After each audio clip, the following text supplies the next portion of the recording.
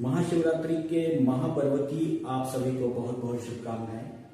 मुझे लगता है कि आज शिव को अपनी अपनी तरह से समझने का यह अवसर है। कल ही क्लास में जब मैं एक समीकरण विद्यार्थियों को समझा रहा था, मैथमेटिक्स की इक्वेशन है कि X square upon A square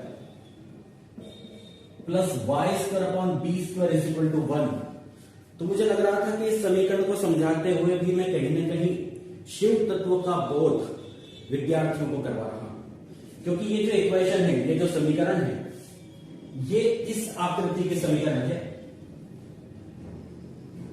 और ये कोई साधारण आकृति नहीं।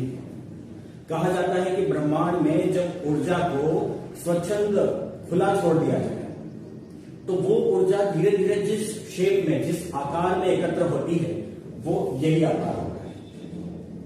इसे दीर्घवृत्त कहेंगे या इलिप्स कहेंगे।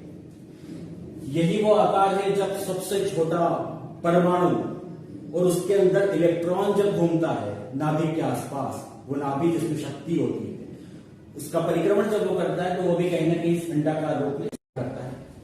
सबसे बड़े पिंड की बात करें, इस पृथ्वी की बात करें जिस पर हम रहते हैं, तो वो पूरी पृथ्वी भी उस सूर्य के आसपास, उस चेतना के पिंड के आसपास जब परिक्रमण करती है तो वो भी इसी आकार का देखो।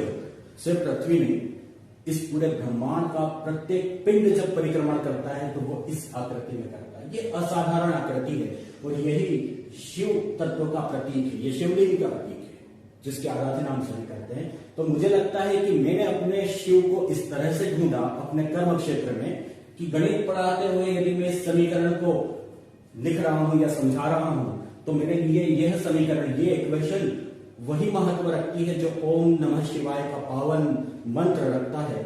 ये मंत्र मेरे लिए X square upon square plus Y square upon B square is equal to 1 बन जाता है। तो हम अपने अपने कर्म क्षेत्र में अपने शिव तत्व को अपने ही आसपास महसूस कर सकते हैं। शिव चेतना का भी प्रतीक है और शिव अंधकार का भी प्रतीक है। अंधकार कौन सा? निराशा वाला अंधकार नहीं, शिव दिव्य अंधकार का प्रतीक है। जब हम आंखें बंद कर लेते हैं तो हमें ईश्वर तत्व का जो बोध होता है ना, वो आंखें बंद करने पर भी अंधकार होता है, लेकिन वो हमें बोध करवाता है। वो उस अंधकार का प्रतीक है।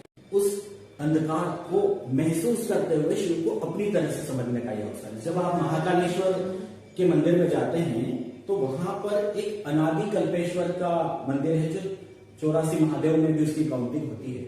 अनादि कल्पेश्वर के लिए कहा जाता है कि वह अनादि और अनंत जो शिव के लिए होता है।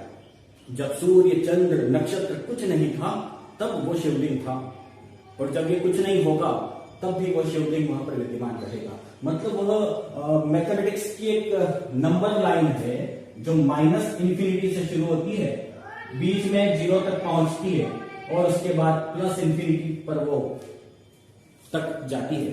तो ये जो अनादि कल्पेश्वर का शिवलिंग है वो इसी नंबर लाइन का प्रतीक है। जब हम नंबर लाइन पढ़ाते हैं तब हम उस अनादि कल्पेश्वर को महसूस करते हैं कि हम उस महा शिव का जो स्वरूप है कि अनादि और अनंत, हम उसको महसूस करते हैं। हमने छोटी क्लास में बताया था कि भाई कोई भी एक नंबर है, उस नंबर में आप इंफिनिटी से डिवाइड कर दें, इंफिनिटी मतलब अनंत, आप उससे डिवाइड कर दें, उसका भाग उसमें से हटा दें, डिवाइड करना होता है हटाना, तो उसका आंसर 0 आता है। अब देखिए आप इस तथ्य को भी कि हम सब इस परमात्मा के छोटे छोटे अंश हैं। मतलब हमारा शुरुआत, हमारा आरंभ यहां से हुआ, 0 से थे। 0 के बाद हम किसी 1 2 3 4 पर पहुंचते गए और किसी एक नंबर को जिस दिन शिव कहेंगे कि हाँ ये नंबर फिक्स है, उस नंबर पर आकर के जो भी नंबर आप मान लें, इंफिनिटी इसको डिवाइड कर देगी, शिव तत्व उसमें से हट जाएगा।